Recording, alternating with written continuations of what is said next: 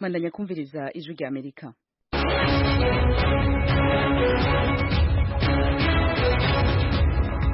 Radio ijwi rya Amerika isamira na Washington DC mu Kirundi no mu Kinyarwanda. Mu Burundi muriko mutwumva ku mirongo migufi ya shortwave kuri metero 19 na 22. Mu Rwanda turi kuri FM 104 n'ibice bitatu. Nshuti zacu mwiriwe neza. Hano muri Siriya gatanu muri kumwe na Joy Diane Nahazwe. Eugenie Mukankusi nange ndabaramukije. Zimwe mu ngingo nkuru y'amakuru tugiye kubashikiriza. Muri Republika ya Demokarasi ya Kongo havugwa icuka ca politike kitari ciza gishobora gukwega akaguma hagati y'intara ya Kasai. Perezida Felix Tshisekedi akomokamwo na Katanga aho uyasubiriye Joseph Kabila avamo. Yizere ko leta ibyo itazabisuzugura bifate nka kuriya yafashe iby'iwacu ko noneho ibyo izabihagurukira hakiri kare bitaragera aho amazi arenga inkombe. Uyu ni umushingamateka Moise Nyarugabo akomoka muri Kivu y'Epfo.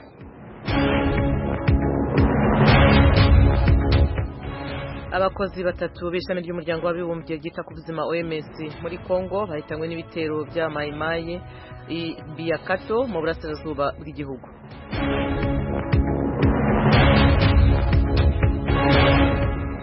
Korea ya ruguru yarungitse ikindi gisasu cyo mu bwoko bwa misile mu gice c'uburasirazuba.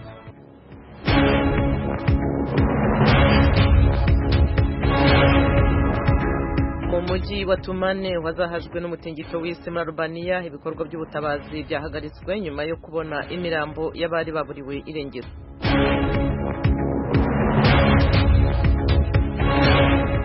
Muri make kandi umuryango wa OTAN uri mu myiteguro yo guhimbaza imyaka 70 iheze ushinzwe.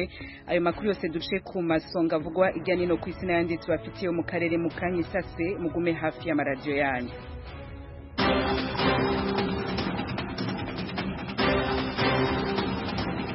Ariko imbere kuja mu karere mugenzanjeje ni Mukankusi abanza arambuye yaho duce ku masonga agezeho ijya nino ku isi. Eugenie urakoze Diane. Abategetsi mu ishami ry'umuryango w'abibumbye ryita ku buzima OMS baravuga ko abakozi batatu bishwe kandi ko abandi benshi bakomerekeye mu gitero cyagabwe ku bigo by'abarwanya Ebola mu burasirazuba bwa Kongo. OMS ivuga ko abo bakozi bahitanywe n'igitero abarwanyi ba Mayimayi bagabye ku kigo cy'ubuzima ibigo by'ubuzima bya ONU kuri wa kane Ibiakato ni mu ntara ya Ituri aho abakozi bahanganye na Ebola baba.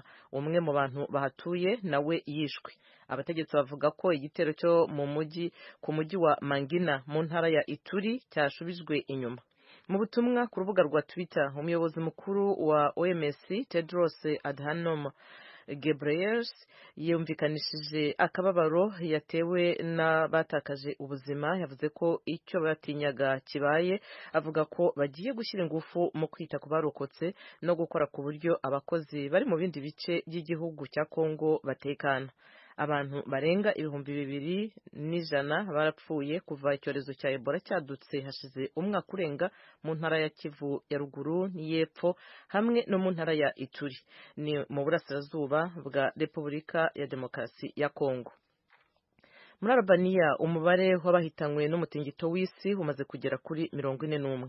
Byatangajwe nyuma y'uko imirambo 9 ikuwe mu bisigazwa by'amazu kandi icyizere cyo kubona abandi bantu barokotse kiragenda gikendera. Niwo mutingito ukaze igihugu cya Albania cyahuye nawo mu myaka irenga 30. Abategetsi bahagaritse ibikorwa by'ubutabazi Itumane nyuma yo kubona iyo mirambo y'abantu byavugwaga ko baburiwe irengero. Uwo mujyi ni watakaje abantu benshi 23, barindwi muri 23 nawo mu muryango umwe w'abantu 9. Gushakisha abarokotse birakomeje mu bindi bice by'igihugu cya Albania. Cyakora abatabazi bakomeje kwizera ko hari abantu bazaboneka ari bazima. Minisitiri w'intebe wa Albania Edi Rama yatumije inama y'abaminisitiri yihutirwa kuri wa kane mu gitondo asaba urutonde rw'abarokotse bacumbikiwe mu mahoteli kimwe n'ibyangijwe n'uwo mutingito w'isi.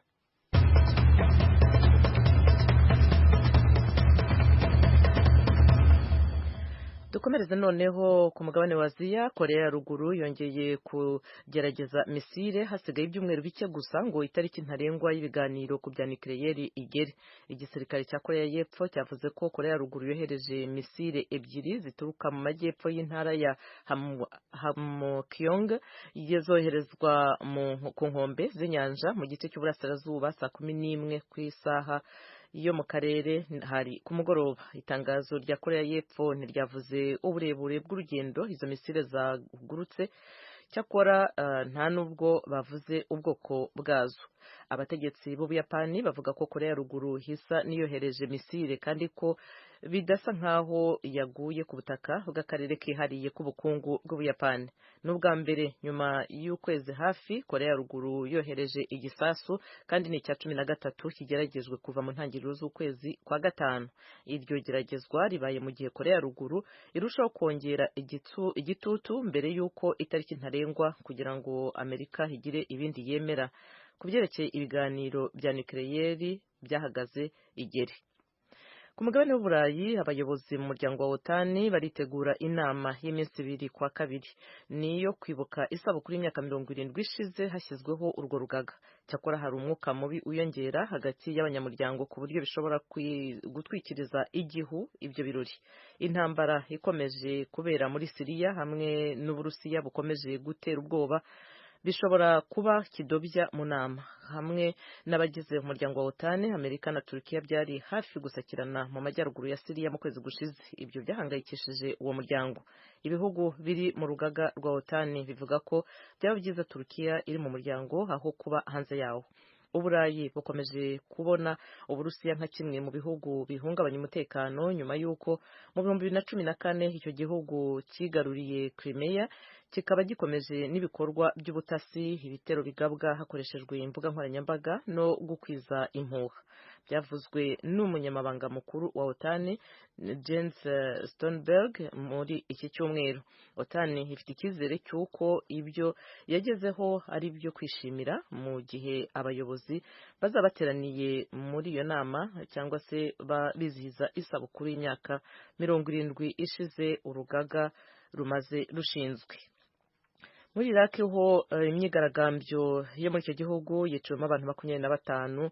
Abo bantu bishwe mu bico mu mujyi wa Nasiriya ni mu majyepfo y'igihugu cya Iraq uyu munsi kuwa kane. Ni nyuma y'uko guverinoma ihize abigaragambyaga 25 bahasiga ubuzima, abandi bihumbi bari banenze ku mategeko y'umukwabu bajya mu mihango yo gushyingura abari biciwe kuri konsila ya Iraq bari mu bagabweho igitero. Murwa mukuru rero wa Iraq n'amajyepfo by'igihugu byahuye n'urugomo rwo mu mihanda kuva mu 2003 ubwo Amerika yatangiraga ibikorwa byo gukura ku buyobozi wari perezida wa Iraq Saddam Hussein.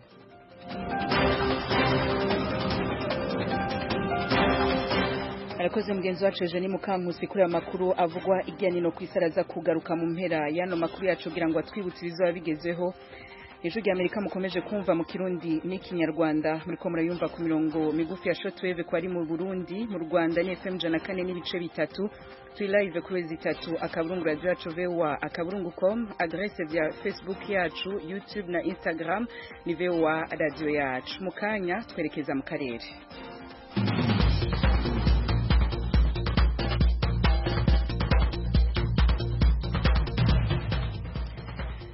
Turayahera ku migenderanire hagati ya Gitega na Kigali aho inyuma y'ibitero vyagabwe mw'ishamba cimeza rya Kibira muri commune Mabayi intara ya Cibitoke. Turi mu buraruko bushira uburengero bw'u Burundi mw'ijoro ryo kwitariki ya 16 rishira rya 17 uku kwezi. Leta y'u Burundi ibicije ku muvugizi wayo Prosper Ntagwamiye uno musi yasoye itangazo ryagiriza u Rwanda ico yise agasotoro. Ibiri muri iryo tangazo turabibaza mugenzi wacu Venuste Nshimiyimana ari Londres mu Bwongereza. urakoze Diane nirahazwe. Icyo nakubwira nuko maze gusoma ibaruwa yashyizweho umukono na Minisitiri w'Ububanyi n'Amahanga w'u Burundi Ambassadeur Ezekiel Nibigira. Mu rwandiko rwe rero yashyizeho umukono, aravuga ko leta y'u Burundi ibabajwe nuko yitabaje imiryango mu karere ariko impuruza yayo ntiyumvikane. Ati rero nyuma y'igitero cyagabwe muri komini ya Mabayi nk'uko abivugaga mu ijoro rya 16 rya 17 igitero avuga ko cyangije byinshi kandi kikagwamo benshi, leta y'u Burundi yafashe imyanzuro ikurikira ikubiye mu ngingo eshanu ngiye kukubwira nihuta. Ya mbere nuko u Burundi bwongeye kwiyemeza kubahiriza amasezerano ku mutekano no kwiterambere mu karere k'ibiyaga bigari n'umugereka protokole wayo werekeye kudatera kimwe mu bihugu no gutabarana, kandi u Burundi bwiyemeje gukomeza gukurikiza andi masezerano yose mpuzamahanga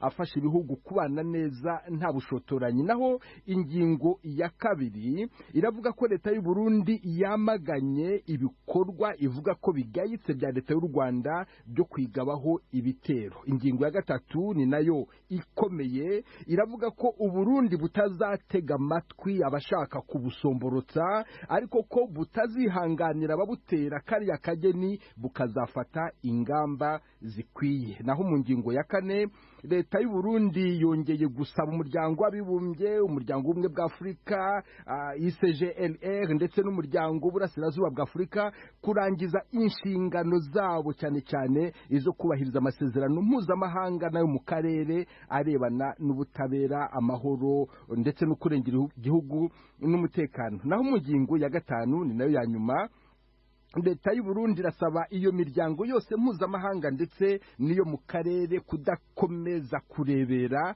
maze ikamagana ibikorwa by'u Rwanda ivuga ko bigamije guhungabanya u Burundi. Minisitiri Ezekiel Nibigira arangiza urwandiko rwe aburira umuryango mpuzamahanga ko niba nta gikozwe ibikorwa n'u Rwanda bitabangamiye gusa amahoro n'umutekano mu Burundi ko ahubwo bizahungabanya akarere kose k'ibiyaga bigari. Nibutse ko u Rwanda rwakomeje kuvuga ko nta nyungu rufite mu kwivanga mu bibazo u Burundi rufite, ndetse n'icyo gitero kitirirwa u Rwanda hari umutwe witwaje intwaro w'u Burundi wavuze ko ari wo wakigabye, ariko kubera ko uru rwandiko rushize ikibazo ku yindi ntera twagerageje gushaka leta y'u Rwanda kugira ngo tuyibaze icyo ibitekerezaho. Ntabwo turabishobora ariko turakomeza gushaka umuvugizi wayo. Venuste Nshimiyimana urakoze cyane gose kandi ukomeza urondera umuvugizi w'u Rwanda canke abandi barabivyo bibazo kugira ngo tuze gutangariza ijwi rya Amerika ico bagona kuri ico kibazo. Nawe ndagushimiye. Ijwi rya Amerika, Washington DC mu Kirundi no mu Kinyarwanda. y'u Burundi duca tuyabandaniriza mu ikambi ya Mutenderi aho bamwe mu bana batarakwiza imyaka 18 ubuzima bubi babayemwo buriko burabagira ko ingaruka mbi. Amakuru ava muri iyo kambi ya Mutenderi yemeza yuko baja gupagasa rimwe na rimwe bakahagwa. Inkuru tubaza mugenzi wacu James Jovin yabagendeye. hari igihe usanga ari ubuzima bubi bwo mu nkambi cambuka sanga n'abavyeyi babaturubitse kuvana n'ubuzima bwo mu nkambi bubi bigashika nkene uko nyene sanga bagiye gukora akazi ko mu bijiji kugira baronke ukungene babaho kuko aha mu nkambi ntituhabaye neza. Je kubwanje kibituma nyene na maisha mabi nyene n'ubukene nyene bwishi nyene gasha bituma batoroka kugira barako baronka nyene nk'amahera nyene yo kwifashisha gaca bagenda nyene mu buzi butandukanye biravana naho bashikiye nizibashikiyemo ariko kanini je nibaza nyene kari nko gufata ibintu vy'amahe kuri cyo bagituma abana batoroka ikambi n'ubukene bafitiye ngaha kuko bataco bikorako bagituma cyo usanga bariko baratoroka ikambi kubera ubukene benshi nk'abavyeyi ivyo muga ntibiba ku bavyeyi benshi ivyo biba nko ku bavyeyi usanga banwa nk'ibiribu ugasanga byabo barabigurisha abo nibo usanga baturubika abana muga nabone abo si ku rugero rwa benshi. Abana benshi barafata mu nzira bagenda kubera barabura ibintu ngaha mu ikambi byo bafasha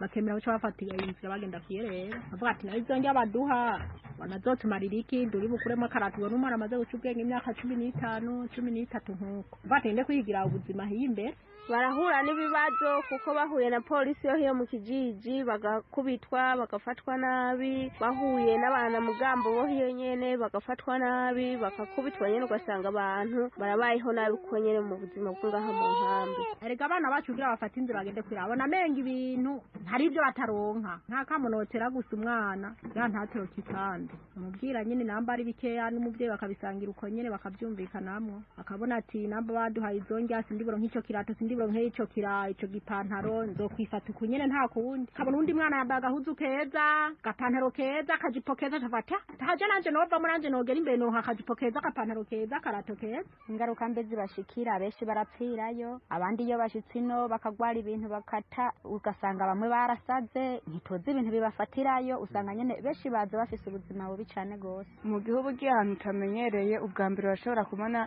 ibintu nyene ibisagara ukavuga ati ati ibintu kweri ati ibi ni vyiza, ndetse uri nk'umwigeme ugasanga nyene usanga wasamye n'inda hama ugatangura kubura naho umwana uzomujana, hama nyene ugasanga ucugira n'ubuzima bubi cane. Birakunda gose bashobora kuba bomererwa nabi kubera ugiye ahantu wewe si wanyu uramererwa nabi, ugiye ahantu ugiye kwiga indi mibereho itandukanye n'iyiwanyu, ni ngombwa umererwe nabi hamwe ntuhembwe ugafatwa nabi ntugira aho witura. Ceno bahanura yuko bobaho nyene aha mu nkambi nkuko turiho twese turi impunzi, bakabaho uko babona, nyambara kurya izo mboga zitagira umunyu bakabirya uko nyene, nyambara ivyo bihage bitagira amavuta tukabirya uko nyene, bakabaho nyene mu buzima nyene bwo mu nkambi bw'impunzi nyene. Abavyeyi no basaba gufata abana babo neza bakareka kubaturubika, bakabafata nyene nkuko ari abavyeyi babavyaye. Nico nobona no hana rugwaruka ntibo kwihutira naho baba babona abavyeyi babanye nabi kuca bafata inzira ngo bagiye hanze y'ikambi, ahubwo boraba bakaja bamwe mu mashira hamwe canke abandi nyene abavyeyi babo bakabatwara nki muri parani bakabahanura kugira ngo ivyo abavyeyi babagirira bakabireka. Abimana ndo bahereza nuko bogumye umutima hanyuma bisigaye bakarindira utufashanyo yuwe ni bahereza hanyuma bakaraba ko ico biyungunganye nico kwa mwe ndo batera. Abo rero bakaba ari bamwe mu mpunzi z'abarundi bahungiye mu ikambi ya Mutenderi, n'amajwi yatorokanije na mugenzi wacu James Jovin yari yabagende kugira ngo bagaruke kuri ico kibazo c'ubuzima bubi babayemo.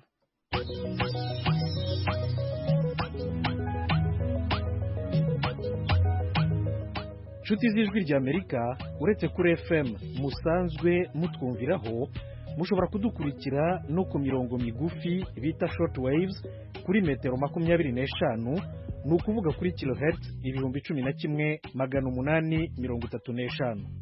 Buri munsi ni kuva kuwa mbere kugera kuwa gatanu, kuva saa 2:30 kugera saa 3 no kuva saa 3:30 kugera saa 4 ku mugoroba. Kuwa gatandatu ni kuva saa 12 kugera saa 12:30 ku mugoroba. Ijwi rya Amerika kuri metero 25 kilohertz 11,835.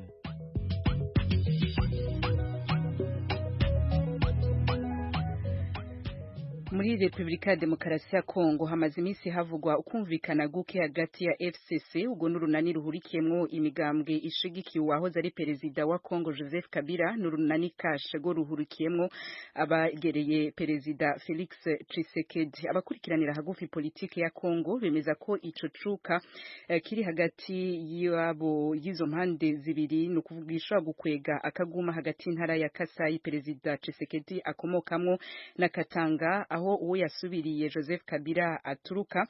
Mugenzi wacu Venuste Nshimiyimana yegereye Maître Moise Nyarugabo, umudepite akaba n'umunyamategeko, amusigurira ivyo vyose. Uko mbyumva ituruka ku ukuntu amatora yacu yagenze ayabaye muri 2018 nyine mu kwa 12, hari ukuntu amatora yagenze noneho bisa naho ntawe yatsinze. Tshisekedi atsindira kuba umukuru w'igihugu, ariko FCC ikubiyemo amashyaka menshi y'abantu bari bashikiye kandida Ramazani Shadari watowe na president wari president Kabila, noneho nabo batsinda amatora yandi nibo bafite majorite muri parlement no muri Sena ndetse no mu maprovince yose. Noneho gutegekana kwa president agomba gukorana na ya majorite itariye. Ndagira ngo urabizi no mu bindi bihugu byarabayeho mu Bufaransa, ndetse no muri Amerika aho ukorera byabayeho mu gihe perezida nyine atagira majorite muri parlement ariko ahandi haba hari amategeko nyine bagaragaza kubahiriza cyane ugasanga barabikoze nubwo nabo bitabagwa neza ariko hano iwacu bikunze kuzamo nyine ibintu bimeze nk'imvururu noneho ibyo perezida ashaka gukora mu gihe atabigiye inama n'abandi bafite majorite muri parlement ntashobore kubinyuzamo kuko bigomba kunyura muri parlement ariko kandi abafite majorite muri parlement nabo bakaba ari byo batoshobora gukora kuko nabyo bigomba gushyirwaho umukono na perezida. Niyo mpamvu habaye amasezerano hagati ya FCC na CASH kugira ngo bumvikane ukuntu bazokorana hamwe kuyobora igihugu. Muri iyo mikoranire rero niho bagenda basitaranaho rimwe na rimwe ugasanga hari ibyo bamwe bavuze bya rakaje abandi n'ibyo cyane cyane no mu magambo nyine bamwe mwirata imbaraga kuruta abandi cyangwa se ubuyobozi n'ubutegetsi kurusha abandi ni ngibyo ariko ni muri ayo maresultat y'amatora y'uyu mwaka ushize. Ariko noneho igiteye impungenge nuko impaka zibera muri Kasayi izindi zikabera muri Katanga aho ku buryo impande zombi zishobora kuzashyamirana nk'uko umwe mu bategetsi bakuru yabivuze. Uko mbitekereza ntabwo bishobora kuzatera ikibazo gikomeye muri Kasayi kuko muri Kasayi aho perezida Tshisekedi akomoka hatuye abanyagasayi gusa abanyagatanga n'abanyagasayi bakaba bafitanye amateka mabi kuko hari igihe bigeze kugirana ibibazo basa n'abakoroganye bararwana ndetse haba ubwicanyi abanyagatanga kuko aribo bari iwabo hari mu gihe cy'ubutegetsi bwa Mobutu birukana abanyagasayi babirukana nabi cyane babatesha ibyabo bahungira mu magare mu ya gari ya moshi abantu barahapfira abandi bafata za train baje muri Kasayi baranagezeyo naho hapfa abantu benshi kuko bakuwe mu byabo barirukanwa bagenda mbokoboko nta kintu bafite babaho nabi cyane bafitanye amateka mabi cyane hagati yabo nimba bidafatiye mu maguru mashya ngo ibibazo bya politiki bikomeze iyo politiki ikomeze ikinirwe hano Kinshasa nyine mu mashyaka no mu nteko no mu ma institution bikaja mu baturage bizabyara ikibazo gikomeye kizicisha abantu kandi kikanasenya n'ariya ma province. Nizere ko leta ibyo itazabisuzugura ibifate nka kuriya yafashe iby'iwacu ko noneho ibyo izabihagurukira hakiri kare bitaragera aho amazi arenga inkombe.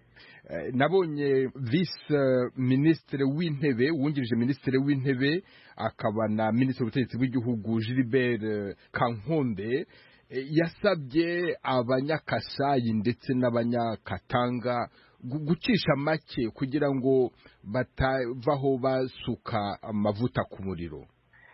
Uriya yagiye Lubumbashi Nikolwezi muri iyi minsi cyari kimujanye nyine ko ari kuvugana nabo bantu bose kandi yavuganye n'aba FCC yakoranye inama nabo akorana inama n'aba CASH ndetse hari naho yabahuje. Nizere ko nyine bazakomerezaho uwo muriro bakawuzimya kuko amateka hariya ahantu n'ayo moko batarebye neza kabisa ntibyagira igaruriro. Maître Moïse Nyarugabo ndabashimiye cyane kuba mwahaye akanya ijwi ry'Amerika. Murakoze cyane Venuste Nshimiyimana. Mu Rwanda naho ubuyobozi bw'umurwa mukuru Kigali butangaza ko mu mpera z'uno mwaka ico gisagara kizoba gifise igishushanyo mbonera gishasha. Ni gisagara ca Kigali rero kigasobanura ko ico gishusho gizoba gisubiyemwo kizoha amahirwe uwari we wese yifuza kuba muri ico gisagara. Ababa muri Kigali na cane cane ahahoze ari caro basaba ko uwo mugambi wo kwitondegwa. Inkuru ya mugenzi wacu Assumpta Kaboyi.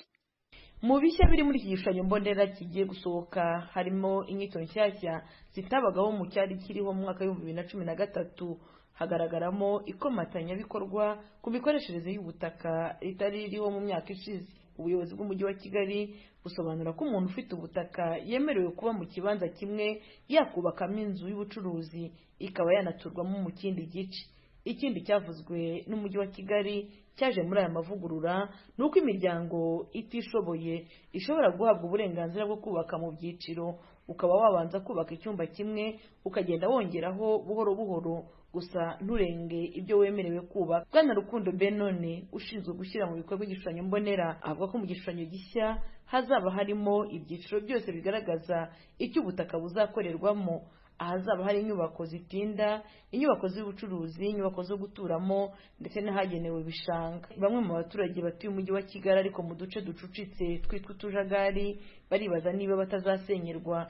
Igishushanyo mbonera cya mbere cyerekaga abantu bose yuko hariho amazu yabo hariho towa. Ese igishushanyo mbonera cya kabiri cyatesheje agaciro ziriya towa ku buryo umuntu yajya kuguza muri banki bakamuha amafaranga, pero wajya kujyayo wajya kuguza amafaranga bakakwereka yuko inzu iri muri towa. Hari igihe ahanini mutanga icyangombwa kijyanye no gusana, ugasanga umuntu bamuhaye gusana, niba asana inkuta ebyiri ugasanga inzu yose yarashize, yajya gusana ebyiri zisigaye zikagwa, bigatuma aza kubikora yihishe, bikitwa akajagari. Nimworoshye uburyo bwo kuvugurura. Benone Rukundo ushinzwe gushyira mu bikorwa igishushanyo mbonera avuga ko nta muturage n'umwe uzimurwa kubera igishushanyo mbonera, ahubwo bazerekwa uko bazavugurura. Abantu batuye mu kajagari ntabwo ari byo ko bazimurwa. Igishushanyo mbonera ahubwo kizashyiraho uburyo bufatika bwo kugira ngo utwo tujagari tugende tuvugururwa gahoro gahoro, hanyuma abantu bagenda bahabwa ibyangombwa byo kuvugurura no gusana amazu ari muri utwo tujagari, kubera ko bari noneho babonye imihanda igera ku butaka bwabo. Birashoboka yuko hari abantu bashobora kwimurwa igihe ubuzima bwabo bigaragaye ko bwaba buri mu kaga bitewe n'ahantu batuye. Mu baturiye icyaro kugeza ubu babujijwe kubaka, bo basaba umujyi wa Kigali kubagezaho icyo gishushanyo mbonera ku buryo bwihuse nabo bakamenya icyerekezo cyabo. Aho dutuye ntabwo twemerewe kubaka, icyo twifuza ni uko kiza vuba kikadufasha gutura dutekanye. Umuntu warumenyereye kuba yihingira akagira ati akarya ibyo yejeje, cyane cyane nko ku rutoki yabaga afite nko mu ntanzi z'urugo, urumva ko ari ikibazo ariko bizamenyerwa. Tubwire umugabo ufite umwana w'umusore agiye kurongora, urashaka kumwubakira, umuhaye igipande ku isambu yawe, bigenda gute? Ubu ngubu yajyaga nko mu gikoni gusa, ntabwo kubaka byabyemewe. Mu murenge wa Gikomero hariya turi, abantu baho nta bushobozi bafite bwo kubaka wenda nk'inzu ihambaye. Mbona igishushanyo mbonera kiramutse kibonetse, bigaragara ko byibura n'urubyiruko rwacu rwashobora kubaka. Ni ibibazo kubera ko urubyiruko ubu rwose ruraho gutyo, aremera akagenda wenda niba ashatse kurushinga akajya ku ahantu h'udusantere turi, agakodesha akazi k'icyumba barimo. Mu gihe igishushanyo mbonera kitaratangira gushyirwa mu bikorwa, abaturage bakunze kugaragaza ko bafite impungenge zo kuzimurwa aho kubera ko badashoboye kugira ubushobozi bwo kubaka ibyo umujyi wa Kigali ukeneye. Rukundo avuga ko abantu b'amikoro make nabo batekerejweho muri iki gishushanyo kuko nabo kibaho uburenganzira bwo gukora ibiri mu bushobozi bwabo. Hari uburyo bwinshi umuntu ashobora gushyira mu bikorwa igishushanyo mbonera. Ubwa mbere ni ukubaka mu byiciro bya bindi navugaga. Ubwa kabiri ushobora kwifatanya n'abaturanyi bawe ukaba mwakubaka umushinga umwe. Ushobora kuba watanga ubutaka, hanyuma ufite ubushobozi akabwubaka, hanyuma akaguhamo igice kimwe wenda n'umuryango, cyangwa se niba ari ubucuruzi akaguhamo espace yo gucururizamo. Ushobora kuba wagurisha igice kimwe cy'ubutaka bwawe igihe ubutaka bwawe ari bunini, hanyuma ukubaka ikindi gisigaye. Ubu bwose ni uburyo bushoboka bw'uburyo bw'uko washobora gushyira mu bikorwa igishushanyo mbonera bitabaye ngombwa ko wimuka, keretse igihe bigaragaye yuko wowe ushaka kwimuka ku bushake bwawe kubera yuko ibiteganyijwe aho hantu wumva atari byo biri muri gahunda zawe. Icyo gihe ushobora kugurisha ubutaka. Noneho ubuyobozi bw'umujyi wa Kigali butangaza ko igishushanyo mbonera kivuguruwe giteganya gushyirwa hanze mu mpera z'umwaka wa 2019 nyuma yo kugitegura. Iki gishushanyo mbonera kije gusimbura icyariho mu mwaka wa 2013 cyo cyagaragazaga ko gutura mu mujyi wa Kigali byasabaga ubushobozi butabonwa na benshi. Assumpta Kaboyi, Ijwi rya Amerika, i Kigali. Assumpta Kaboyi arakeneye kuri iyo nkuru yaduteguriye yongera aradushikiriza. Ndabona mugenzi wanje Eugenie Mukankusi agarutse muri studio kugira ngo atwibutse amakuru ageze hirya no hino ku isi. Eugenie, urakoze Diane. Twabwiye ko abategetsi mu ishami rya ONU ryita ku buzima OMS bavuga ko abakozi batatu biciwe muri Repubulika ya Demokarasi ya Kongo mu gitero cyagabwe n'abamayimayi, aho ni uyu munsi kwa kane hahitwa Ibiakato. Umuntu umwe nawe uhatuye yahasize bahasize ubuzima. muri Albania umubare w'abahitanywe n'umutingito w'isi umaze kugera kuri 41 byatangajwe nyuma y'uko imirambo 9 ikuwe mu bisigazwa by'amazu kandi icyizere cyo kubona abandi bantu barokotse kiragenda gikendera. Niwo mutingito ukaze igihugu cya Albania gihuye nawo mu myaka irenga 30. Korea ya ruguru yongeye kugerageza misile hasigaye ibyumweru bike gusa ngo itariki ntarengwa y'ibiganiro bya nucleaire igere. Igisirikare cya Korea y'Epfo cyavuze ko Korea ya ruguru yohereje misile ebyiri zituruka mu majyepfo y'intara ya Hamgyong zerekeza ku nkombe z'inyanja mu gice cy'uburasirazuba. Hari saa 11 ku isaha yo ku mugoroba mu karere. Arakoze Eugenie Mukankusi, arakoze Facile Gebehu yegeranije amaje hamwe na Engineer Joe bari kumwe muhinga bw'ivyuma. Je mariko murumva na Lidiane Ninahazwe kwizina rya bagenzi bacu. Turashimire ko mwateze amatwi ano makuru yarahagaririwe na mugenzi wacu Edi Gwema. Mushobora kuyumva kuri wezi 3 akaburungu ryacu bewa akaburungu.com. Murarahajyana ahataryana hararumwasi.